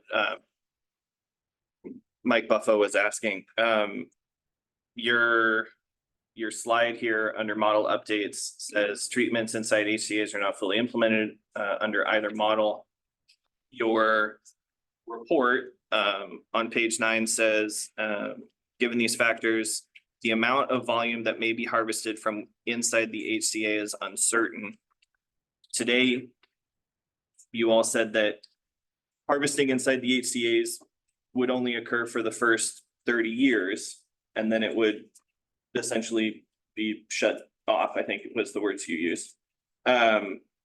So if we can't expect or guarantee harvesting to occur in those areas, then I think our range then would be the range that we could, I don't want to say reliably count on, because I understand that modeling is not a certain number every year. So I understand that, but it looks like then your slide for modeling outcomes, the range that the counties would or should be looking at is that area outside the HCA's. So the range for the counties then would be between 132 and 152, not in the 180s. No, I would say that you can count on volume coming out of the HCA's, and we will get to the point of full implementation on that. Where we're at right now is, and, you know, I'll look to Ron to help me talk about it a little bit too, but we're in this, there's a learning curve associated with all of this, right?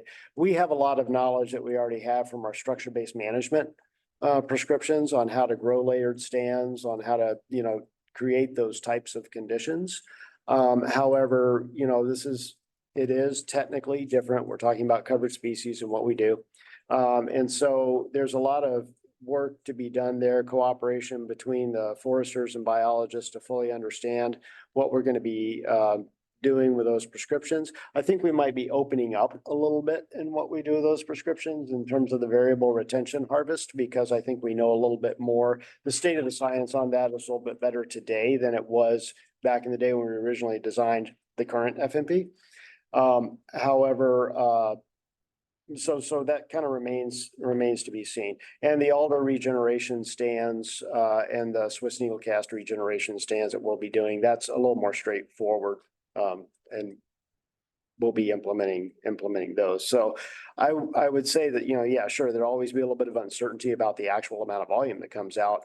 But we will be implementing those acres. Yeah, I just wanted to go back and add a couple points there. So Commissioner Banks, your question related to our fiscal 25 planning, there's a few important factors that go into, you know, why those operations will be, you know, some in there, but not at like the average level or the allowable level is, you know, we currently are operating under our take avoidance, you know, ESA compliance strategy. And for that, we have to have multiple years of surveying. So when we were transitioning into this revised implementation planning period, you know, we still have to honor our current forest management plan, strategies and landscape design, while we're honoring the draft ACP, you know, conservation, you know, commitments that we're making there.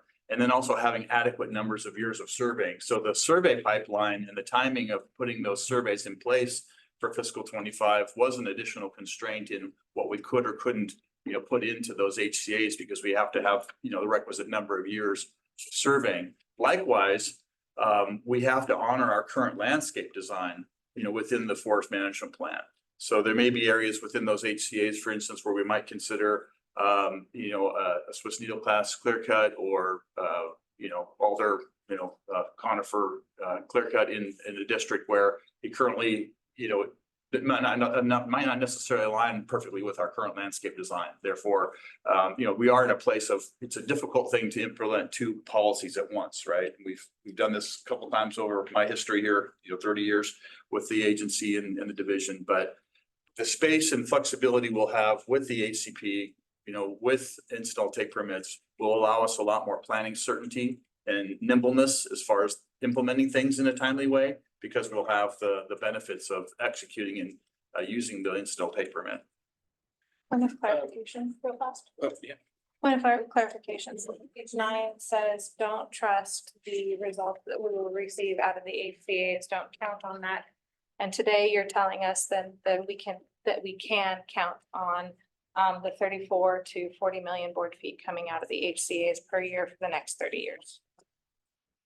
I would say that you can count on volume coming out. I don't have a range on that compared to the number that we have in the table, but yeah, you're gonna have volume coming out of there. So to Single digit, double. to piggyback on that, my next question was going to be, do we know which districts primarily the work in the HCA's are going to be occurring in? So that will vary over time, but I believe that most of the healthy conifer treatments are probably originally slated for Astoria district.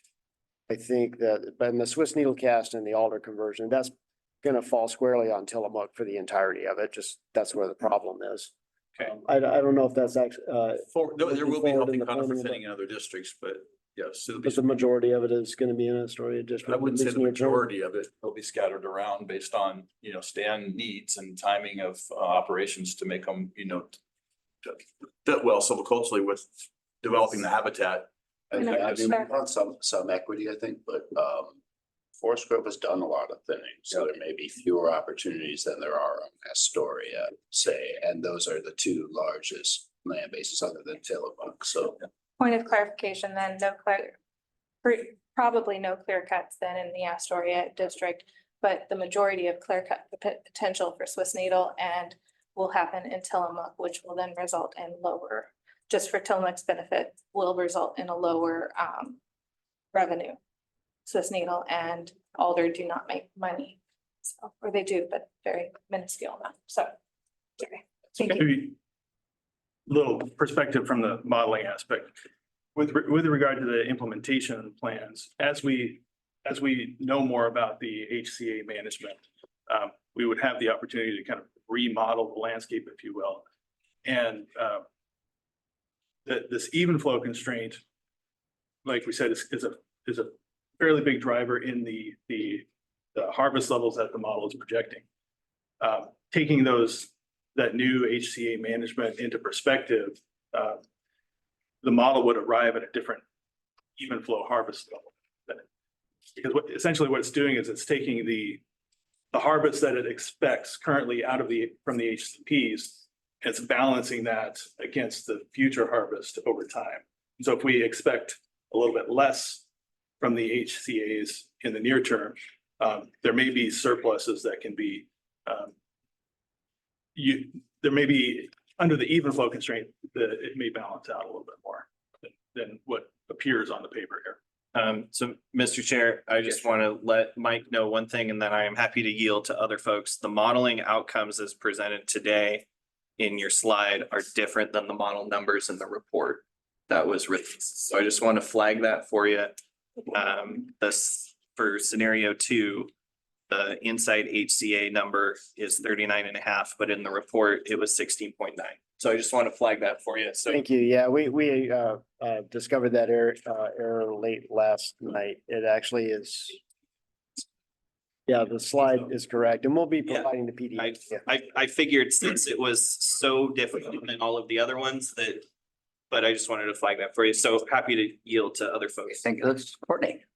Yeah, so moving past the HCA lack of certainty for our future county revenues and harvest levels, I would like to move into habitat and the graphs that were displayed here to us today, specifically the northern spotted owl habitat. From what I see on the graphs that we have already met our habitat commitment. We're not growing into that habitat commitment. And in fact, when I asked for the additional 10,000 acres, maybe I should have been asking for an additional 50,000 acres, but that's just a moment of irony in my brain. But looking at these graphs, could you please take a moment and explain, the math teacher in me wants you to show your math for where you came to that needed amount of acres in order to check all of the boxes moving forward. I've never understood how you got to this amount of acreage in order to check the box and say, yay, So looking at the Miralette, we started under the habitat commitment and then grew into it. And I assume with other HCPs that is also a similar process. So could you explain that a little bit further of how we came to giving away the entire habitat commitment before the plan started? Yeah, I mean, so let me recall, I said there is an issue. So when you change models, you get different answers, right? And so we ran during HCP development, we used the model we used for comparative analysis to set the targets or commitments for habitat. And they were set based on 50%. It was 80% of the highly suitable and 50% of the suitable that was projected by that model became the commitments. And that's the line you're seeing currently here. We ran it again and we don't quite know why yet. The numbers, so you have to dig in and understand what the underlying data of this model and how it then spills over into the indices, et cetera. And Todd's a lot better at explaining it than I am. We think we haven't had time. we think there might be a couple things and there's probably other things going on, but looking at how FVS performs, it may be overestimating habitat at the low end and then also underestimating it at the high end due to the mortality function. We don't know yet. But so we are basically, I mean, we're thinking that this model is overestimating the habitat relative to the run we ran previously. So a follow-up. And just- probably in general. So, but that doesn't circle around to the math of developing the number of acres according to the different districts, because from the HCA's, your prescription, whatever the math was different in, say, Western Oregon than it was in the North Coast. And so I'm trying to figure out why, like, why was the math different, or is the math different, or like, what was the reasoning behind? Included, we didn't use the habitat suitability indices to build the habitat conservation areas. They were built and they didn't exist, or they came into fruition like halfway through, but we used occurrence data primarily, both current and historic. How far back And in it's that history? all of them. And so they're starting in the early 90s, essentially when we started surveying. So you We looked use, at all of the historic occurrence on the different landscapes. even in Western Oregon, all of the historic occurrence on the landscape? Yeah, so. So I'm surprised it's not all spotted owl HCA, sorry. Well, there's a different history there. And so in the 80s, much of that district was liquidated. Much of the mature stands were liquidated in the 80s. Right. They were left with a large component of 150-year plus stands. They didn't get it all. What's left? Pretty much every time we go out there, we're finding one or the other species. But you didn't put all of it in an HCA in the Western Oregon district or in the southern. In any district. Well, but in my area, you did. So I'm just trying to identify the actual. So there's mature stands outside of No, so HCA's on that. we don't, yeah, we do listed. Where owl we circle where and we put it. didn't have occurrence data, we were able to say, all right, well, this is a part of the district where we've never heard murrelets and we've never had owls. And so these mature stands, we're not going to commit to the HCA's. Okay. And it played out differently on every district because every district's management history and occupancy history is different. Okay, I guess it just, I get that you tried to answer my question, but it still doesn't circle around to the actual prescription or the metric or the map that you used to say dual forest versus, you know, our other counties, Lynn, Lane.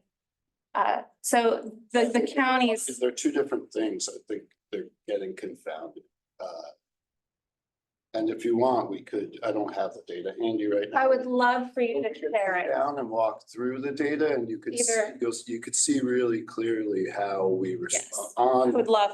in Clatsop County, how we were responsive to both the data and existing old stands, but didn't and how we left them out where we could.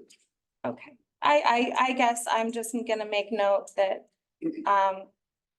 by the appearance of this graph, we didn't need to defund Jewel School District. Courtney, Aaron has a question. I suspect you have others. I've seen you do a lot of writing over there. We share a little, and we're running tight on time. Tight for on time, everyone. hoping Yeah. to have time for the Board of Forestry, so mine maybe is moving that direction. You know, I've heard in the presentation today, I've read in the report that we've really been struggling with time. We've been struggling with capacity. We've been trying to get to the best model possible, and I appreciate the work that y'all have done. I understand that you probably have a full-time job here that is in addition to this, right? This is something that was added and y'all are adding in a big, huge project. But I continue to hear, I think this HCA thing is a great piece of that. You're like, we don't know yet. But we need to dig in and we need to understand to make sure that we have the right information so that we're setting aside the right amount of acres, to Courtney's point, in the right place. And so I guess my question is, you know, we keep hearing that we're time constrained, we gotta move on this, we gotta get it done, but we still have a lot of questions, even inside the model, when we say there will be uncertainties, but there are still some big ones where it's like, ugh, that isn't what we thought. Moving forward, will we take time to dig into those uncertainties? Do we have that option? Or are we at a point where this really is as good as it gets? And the uncertainties are simply what is expected that we will all live with in the model, because there isn't time to get deeper and see if we can do something different. And if we were able to spend that time, would that lead to a potential for perhaps a supplemental EIS or another way to adjust the existing HCP pieces? Can you talk to me a little about that? Yeah, so I would be hesitant to go all the way to something that would create a supplemental, because that's a lot of time, right? So I think when we talk about how much time we have, we need to kind of have some idea there. And I, you know, of course, I know this is a frustrating answer, but it's not, you know, entirely my answer to give. How much change puts us into a long time delay versus how much is a short time delay? But to address the uncertainty questions first. So some of this, you know, so we updated growth and yield. We have these different results on habitat as well. This is not unlike, this is actually just the opposite of what happened to us when we calibrated our yield tables a few years ago in response to the technical expert review group. And we found more volume and found a lot less structure, right? You know, so it's kind of the opposite effect almost. We're gonna have to figure that out over, regardless of any changes or not to the HCP, we're gonna have to figure that out with the services, because they're gonna be doing their biological opinions and their section 7 analysis and take analysis and all this other kind of stuff, right? So that part, that technical piece will get figured out, and then we'll be looking at how it's sized up against the line, right, on the graph. And then will the Board of Forestry have that for decision-making purposes? Or is that post-decision-making, we're gonna decide based on what's in front of us today because of time constraints, and then we'll know more later? Or is that something that happens before decisions are made? I think that we can have some insight on that before final decisions are made. What's a little uncertain is how long it's going to take us to ferret through that. That's one of our priority tasks coming out of this, is to start to take a look at, you know, is to take a look at those and say, okay, what factors in the yield tables here, what metrics change that are affecting the HSIs that way? And how do we make that right? And I'm uncertain as to exactly how much time that will take us. I'm looking at these guys because they're gonna be the ones doing most of that work. And I'm gonna let them take Christmas off.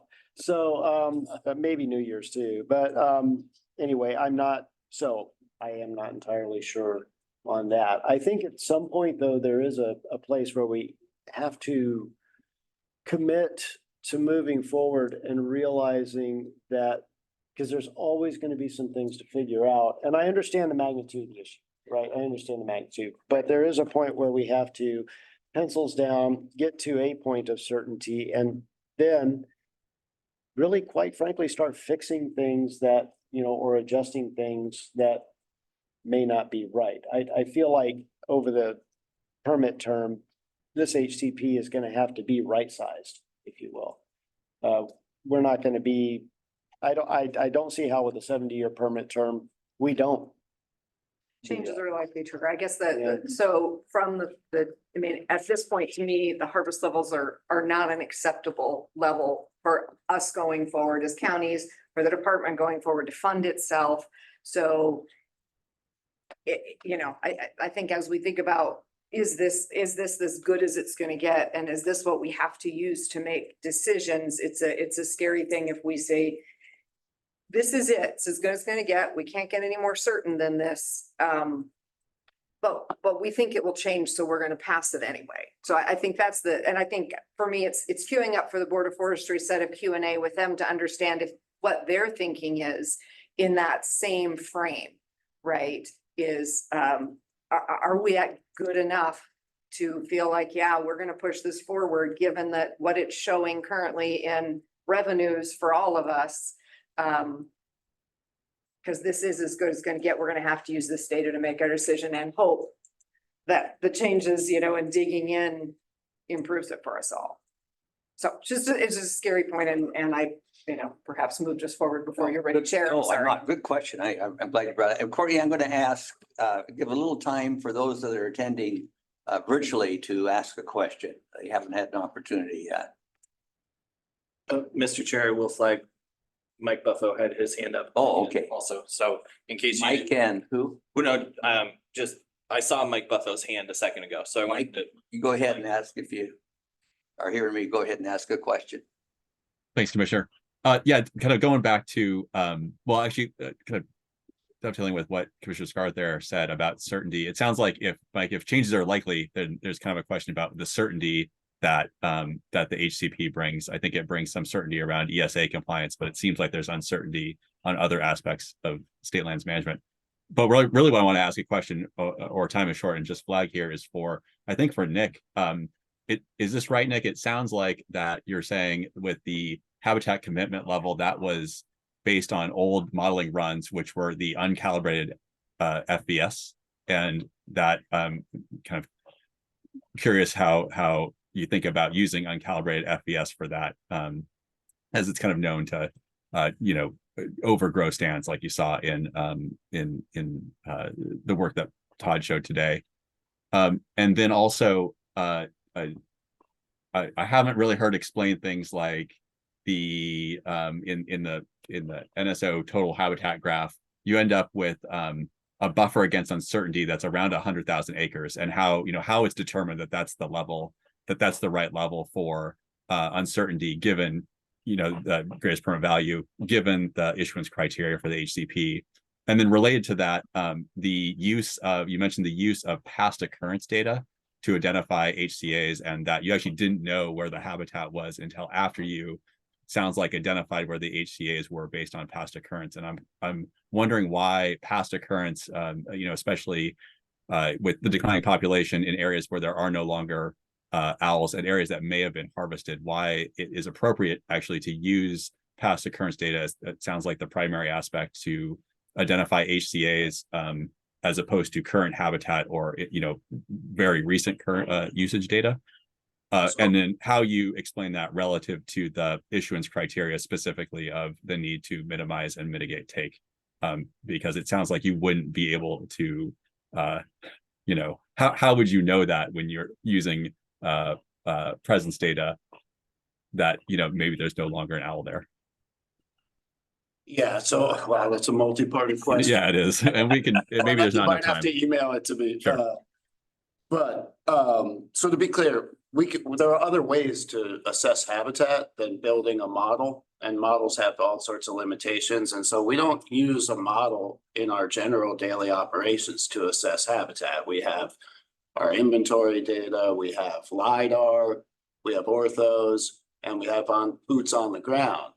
And so we have a very good sense of habitat as we moved across the landscape. We didn't have it within the context of a habitat suitability index.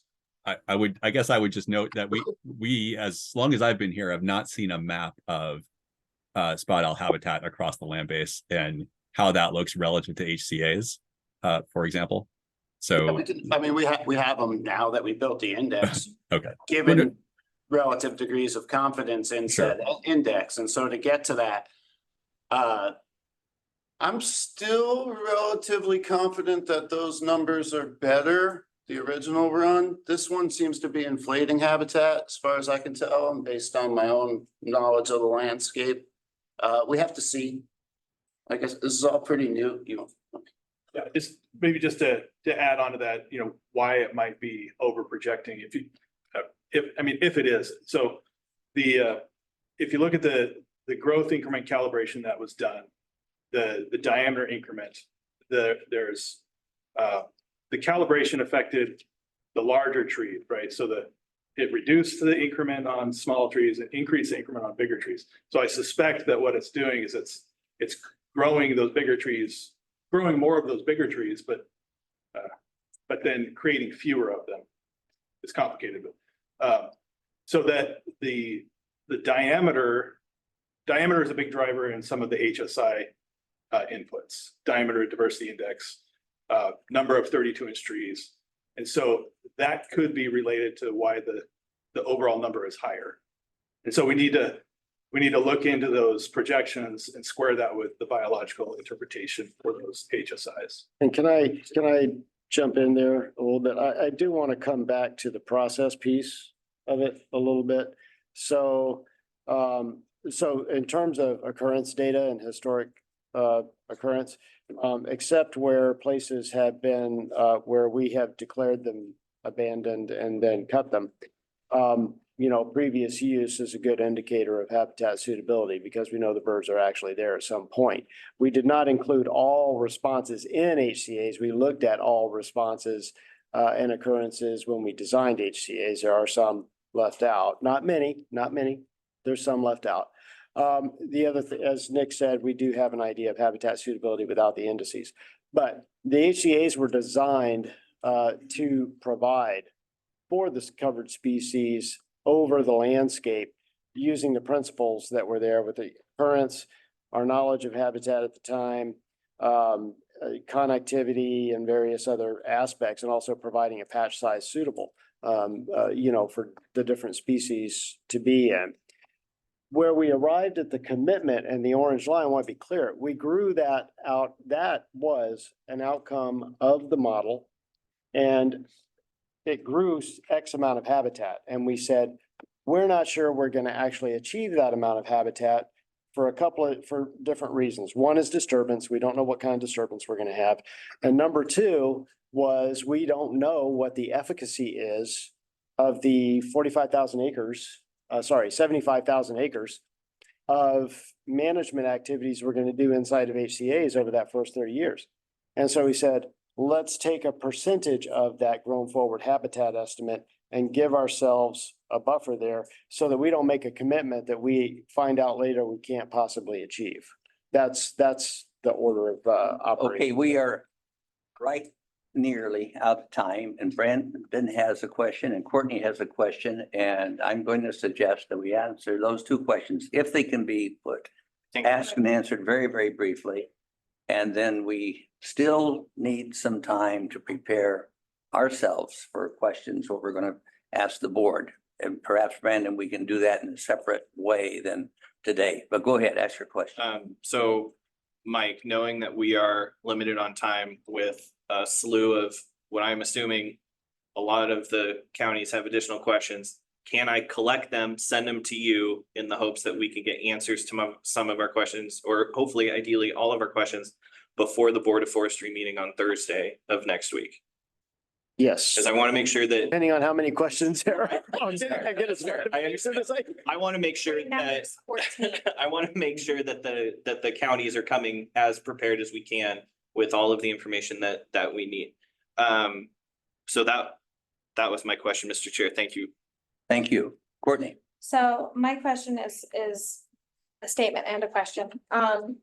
Reading the newest modeling scenario, I counted 17 uncertainties that would potentially lower the volume received off of state lands. And then I again counted, 12 times at least 12 times within this meeting where you stated other uncertainties within the model or other things that potentially would change this modeling scenario for the counties. And so when I look at this model, this new model, what I'm asking is this our new ceiling for forest potential under this HCP and this FNP?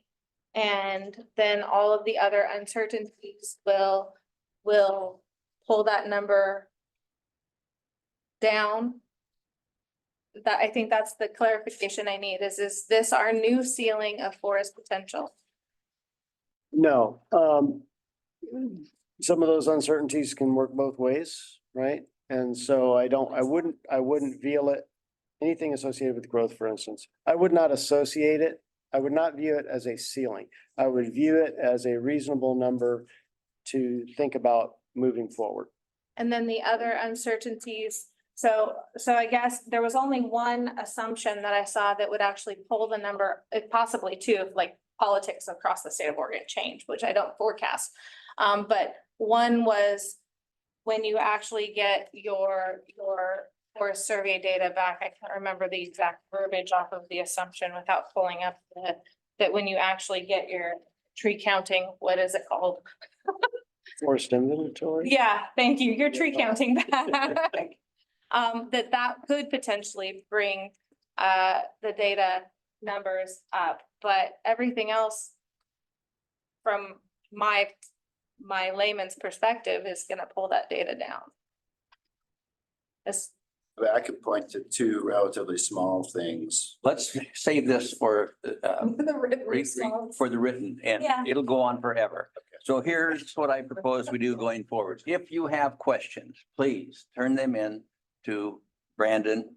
If the department could do their very best, to get those responded to quickly, because we'd like a little time to prepare our thoughts for what we present to the board on Thursday, this coming week. Is that Thursday? Yeah, Thursday. Yeah, so the time is short. So if we can follow in that process, we'll do away with, I think it futile for us to try to develop a framework for our presentation to the board if we haven't all our questions answered here. So unless someone objects vociferously, we will adjourn. Tonight. That was, you counted. Yeah, you got in before the gate. I got it. Okay. If we could have some prioritization of those questions. Just given the fact that, you know, it's kind of like if it's a lot of questions and we're not able to, which ones are the most important for you? And John, I don't know, I don't agree with you about, we do need some time to prepare. Yes, we do. And it needs to be collectively done, if you don't mind. So we'll do our best. Is it to call a CFTLC meeting? What sort of lead time do we need on that? Because perhaps this is a CFTLC conversation, not an FTLAC conversation. Yep, 48 hours. And how many commissioners do you need? No, Right, one from. yeah. We'll try to find a time to meet virtually. No, to call it. Oh, if it's just the board, which the CFTLC board is FTLAC. The chair has the ability to call the board. My eyes are on you. So we're gonna do our best to find a time that we can all meet virtually and probably Wednesday. Because we only have until Thursday. Yeah. I'll get with the commissioners to find times that work. Thank you very much. And with that, thank you, everyone, very, very much, and we are adjourned. Sorry, this is a bad precedent. No, thank you, Chair. You did a much better job than David. He jumped off somewhere in the middle, but a much better job than David. Sorry. Go on and on. Yeah. I have something scheduled